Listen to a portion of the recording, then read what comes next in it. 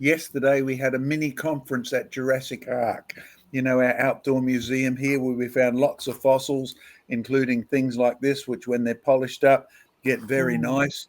But our conference yesterday was on how does wood petrify. Now, as much as you go to high school and they say, oh, the minerals move into the wood and that petrifies it, it's nowhere near that simple, and usually a long way away Mm. from being just a false truth. We had a great conference because we were more interested in the inside of this one. And we've mentioned this before, but this is from a log which on the outside is lovely and solid. It's got iron and silica, and you can hit it with a hammer, and you got to watch out you don't dent your hammer. But this one we opened up, and inside it still has wood fibers. Now, how do we know they're wood fibers? Well, if we get a bit closer, you'll see there's brown marks on there where we put the gas gun on, set it on fire, and the fossil actually burned. The timber is still there. Now, when you take bits out, you can use it as a little match. So the question we were having yesterday is, how do you end up with a fossil tree that's beautifully preserved and yet inside is still wood and outside is absolutely solid?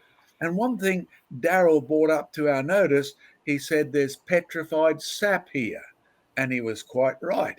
It looks as if, as the tree's been buried, the pressure's gone on it, the sap has been pushed up, and it is petrified slightly differently. So you can tell it's run out of the veins or the reticulation part of the plant Mm. and accumulated where it has now petrified, solid.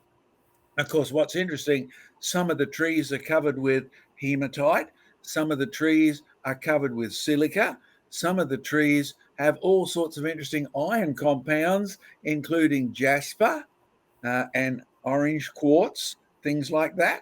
And so we had a great conference, and it really was on looking now, how do we reproduce this in the lab? And well, the conclusion is getting to be very fast. Yeah, sorry, not the conclusion, but the fact is you have to do it quickly before the tree itself rots. You have to remove it so that the outside is open to minerals and the inside is so cut off from the minerals, you still end up with the wood. No matter how long you give it, it's not time that causes things to petrify, it's the right process.